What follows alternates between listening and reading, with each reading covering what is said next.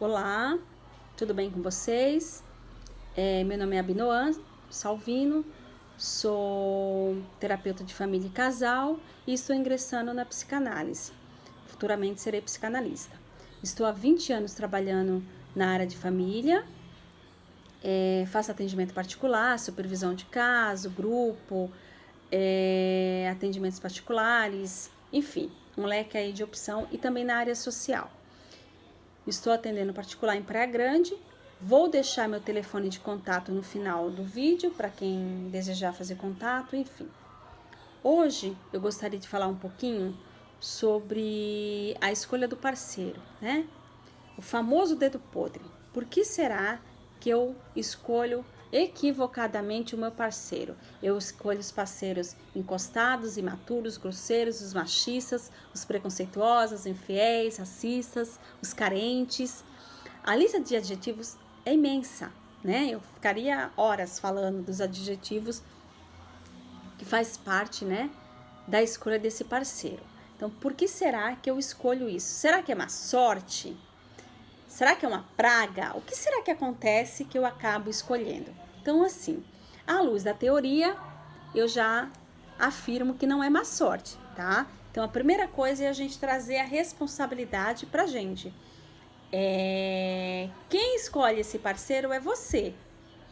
Quem é responsável, então, é você. Então, é a primeira coisa. Eu sou responsável pela minha escolha. Fui eu que escolhi esse parceiro com todos esses defeitos e com todas essas qualidades, certo? Mas aí eu fico me perguntando, poxa vida, minha amiga tá lá no barzinho com um cara super legal e eu tô aqui com essa tranqueira, né? O que será que aconteceu? Por que será que de novo eu escolhi errado? Então vamos lá, sabendo de antemão que a primeira coisa, a responsabilidade da escolha é nossa, a gente vai descobrir então por que a gente escolhe. Primeiro fator, o medo, tá? O medo de ficar sozinho tem um peso imenso. Por quê? Porque a sociedade de alguma forma coloca que a mulher sozinha ela se torna insegura, né? Precisa de um homem para passar segurança. E esse homem sozinho não dá conta, né? Não dá conta dos afazeres da casa, não dá conta da vida, precisa de uma mulher ao seu lado. E aí existe esse medo coletivo de ficar sozinho. Porém, ficar sozinho não significa ser solitário. Eu posso estar sozinho e não necessariamente estar solitário. A gente precisa tomar esse cuidado, tá? Então, o medo é um fator importante. Outro ponto importante é o romantismo tóxico, tá? Não são poucas mulheres que cultivam a fantasia de querer salvar o homem. Elas acreditam piamente que vão conseguir sarar os traumas, os anseios. Ela tem esse poder de resgatar esse homem. E ela investe tudo mesmo. Ela acredita que ela vai conseguir salvar esse homem e esse homem vai amá-la para sempre, vai estar ao lado dela para sempre. Isso não é possível, tá? Nem sempre isso é possível. A gente não consegue salvar o outro. O outro precisa se salvar. A gente pode, no máximo, direcionar o caminho. Agora, fazer com que o outro se salve, obrigar o outro, fazer com que o outro mude sem ele querer, e se ele entender por que ele precisa mudar, isso não será possível, certo? Então, não adianta a gente querer ser salvadora da pátria.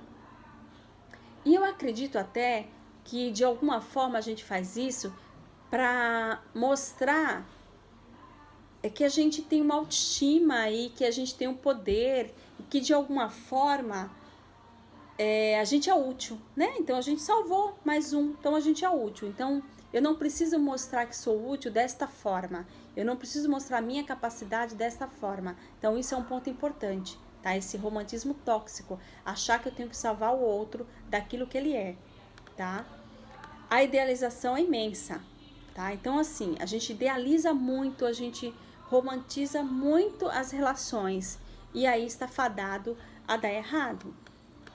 Outro fator importante é o aprendido na infância, tá? Muitas das mulheres, muitos desses companheiros vêm de relacionamentos da infância sofridos, famílias disfuncionais, homens agressores, mulheres submissas. Então, são vivências da infância, lá da primeira infância, que a gente tem contato. E aí, quando a gente fica adulto, a gente busca se relacionar com pessoas dessa forma.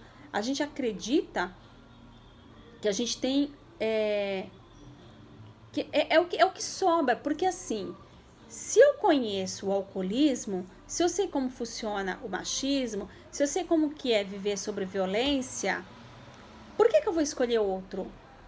O desconhecido dá medo. Então, isso eu já conheço. Por mais que seja sofrido, inconsciente, eu vou buscar esse mesmo tipo de relação que eu vi na minha infância. Por quê? Porque vai ser mais fácil de eu lidar, porque vai ser mais fácil de eu continuar vivendo esse tipo de relação, tá? Então, a gente acaba buscando exemplos da infância. E aí, geralmente, as escolhas vêm introjetada do quê? Eu busco parceiros parecidos com os meus pais. Então, a gente tem muito isso, tá? A gente busca uma companheira parecida com a mãe, uma companheira parecida com o pai, um companheiro parecido com a mãe. Não importa o tipo de relação que você vive, você vai buscar, de certa forma, parceiros parecidos com os pais, tá? Uma outra importante é a carência emocional. Eu tenho uma carência emocional que eu desconheço qual é, e aí eu busco nesse parceiro suprir essa carência. Então, eu acredito que esse meu companheiro tem obrigação de suprir uma carência que é minha. Ele não tem essa obrigação, ele não vai conseguir suprir. Então, assim, e aí, essa carência vai fazer com que eu busque qualquer um. Então, assim, se eu tô carente, eu fico vulnerável. Então, qualquer um serve. O primeiro que aparecer para suprir um pouco dessa carência vai servir, tá? Então, a carência é um dos fatores fundamentais para que interfira na minha escolha desse parceiro, tá? Tem o determinismo psíquico, ou seja, eu determino na minha vida que vai ser assim. Ou seja, eu acabo determinando a escolha. Eu acredito que eu não mereço o filé mignon, eu mereço o ovo. Então, eu determino assim. Então, eu acabo não escolhendo o filé mignon. Eu escolho sempre ovo, porque eu determinei que vai ser assim. Eu não consigo ver de outra forma. E aí, a gente precisa, nos atendimentos, nessa autoavaliação, romper com isso, dar um novo significado, ressignificar esse determinismo na sua vida, certo? Nós passamos a vida em busca do amor, isso é fato. Tanto o tranqueira como o certinho. Ele vai buscar o amor, não importa como, mas ele vai em busca desse amor. Só que eu preciso saber escolher esse amor, ter paciência para essa escolha. Né? Como eu busco amor, eu vou buscando em qualquer pessoa, mas nem sempre essa pessoa tem o amor que eu mereço e que eu preciso, certo? As mulheres, elas tendem a desafio, a gostar de desafio, né? O risco. Ela gosta do risco, do desafio. Então, ela vai buscar parceiros que lhe traga desafio, que lhe traga risco. Relações que te traga tesão, risco. Então, ela vai em busca desse. O cara que é certinho, que é organizado, né? Que não é mau caráter, ele não vai te trazer desafios. Então, é lógico que eu vou buscar o que dá desafio, né? Todas as mulheres? Claro que não. A gente está falando daquela mulher que tem o dedo podre. A gente não pode esquecer do início da nossa conversa, certo? Então, tende a buscar os desafios, os riscos, né? E ela vai nesse caminho.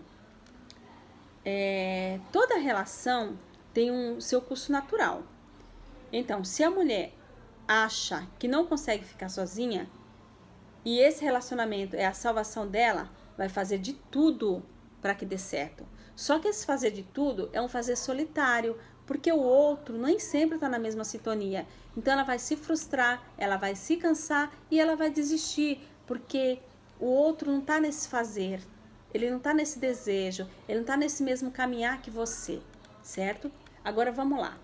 Se a gente já descobriu que a gente é responsável por essa escolha, a gente já descobriu por que a gente escolhe, agora a gente precisa entender como é que a gente rompe esse padrão, porque isso é um padrão, tá? É sistêmico, a gente reproduz isso. Então, como é que a gente rompe?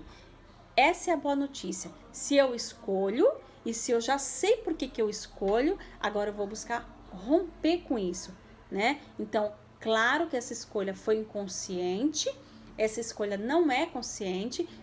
Claro que consciente eu vou escolher o melhor para mim sempre, mas a gente está falando do nível inconsciente, a gente não pode esquecer dessa parte, tá? Então vamos lá. A boa notícia é que a gente pode romper então esse padrão, tá? Além de vivenciar um grande amor, devemos fortalecer o amor em nós, tá? Então, antes de eu vivenciar qualquer amor, antes de eu buscar me apaixonar, me envolver com alguém, eu tenho que fortalecer esse amor interno meu, esse amor por mim, essa minha autoestima, ela tem que estar fortalecida, tá? Por quê? Porque senão eu vou estar fadada a encontrar relações frustradas, porque eu vou buscar no outro preencher algo que ele não vai conseguir, tá? Outro aspecto importante é domar a ansiedade. Precisa domar a ansiedade, dê tempo ao tempo. Procure conhecer melhor a pessoa antes de cair de cabeça nessa relação. Avalie se ela tem os mesmos hábitos de relacionamentos anteriores. Então, se eu olho para essa pessoa, eu já percebo que ela tem hábitos parecidos com outros relacionamentos, eu já entendo que novamente eu estou repetindo, que eu estou reproduzindo e eu preciso romper com isso. Eu não posso continuar com essa relação, tá? É bom tomar responsabilidade para si. Tenha em mente que você não deve colocar sua vida e sua felicidade na mão do outro, na mão de ninguém. Que você pode fazer suas escolhas, que você tem valor e principalmente que o amor é para ser curtido, vivido e não sofrido. Ele não pode ser sofrido, ele tem que ser gostoso, tem que ser prazeroso, né? Então era isso que eu queria falar um pouco, trazer um pouquinho desse tema, a escolha do parceiro, que parceiro é esse, o que cabe na minha vida, tá bom? Eu espero ter contribuído um pouquinho com quem se identificou. Eu vou gravar outros vídeos com outros temas e vou publicar. Eu peço que se alguém tiver alguma pergunta para fazer, deixa por escrito aí no final do texto, do vídeo que eu vou respondendo. Perguntas, questionamentos, reflexões, vamos fazer uma troca aí de saberes. Peço por gentileza que se você se identificou, se você achou interessante o vídeo, divulgue nas suas redes sociais, publique aí divulgue, né? Passa à frente o vídeo. E eu sou imensamente agradecida pelo esse momento aqui, né? Pela escuta de vocês, pelo olhar de vocês. Eu sou grata, agradeço por tudo.